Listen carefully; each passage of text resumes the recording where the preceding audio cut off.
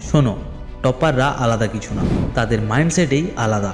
আর আজ আমি সেই টপারদের মাইন্ডসেট তোমার মাথায় ইনস্টল করে দিচ্ছি। এক, টপাররা সমস্যা দেখে না, সমাধান খোঁজে। যেখানে সবাই বলে পারবো না, টপাররা বলে একবার চেষ্টা করে দেখি। ওদের মাইন্ডসেট বাধা দেখে না, একটা চ্যালেঞ্জ দেখে। দুই, টপারদের সবচেয়ে বড় শক্তি কনসেন্ট্রেশন।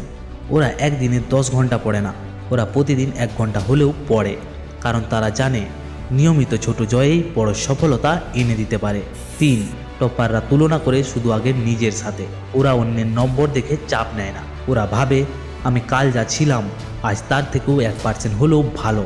এই 1%ই প্রমাণ করে কে টপার কে নয়। চার, টপারদের মাইন্ডসেট।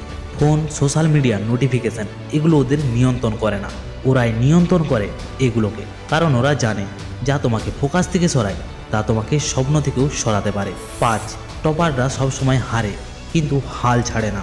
অনেকেই ভাবে টপাররা কখনো ভুল করে না, ওরাও ভুল করে, ব্যর্থ হয়, কিন্তু পড়ার আগেই তারা উঠে দাঁড়ায়। কারণ ওরা জানে ব্যর্থ মানেই শেষ নয়, ব্যর্থ মানেই শেখা। যদি সত্যি টপার হতে চাও, মনে রেখো টপার হওয়া সিলেবাসের বিষয় না, মাইন্ডসেটের বিষয়। আজ থেকেই টপারদের মতো ভাবো, টপারদের মতো চলো, আর দেখবে টপারদের লিস্টে তোমার নামও লেখা থাকবে। আর যদি সত্যিই এই 5টি স্টেপ পারো, তবে কমেন্ট করে অবশ্যই বলে যাও আমি পারবো।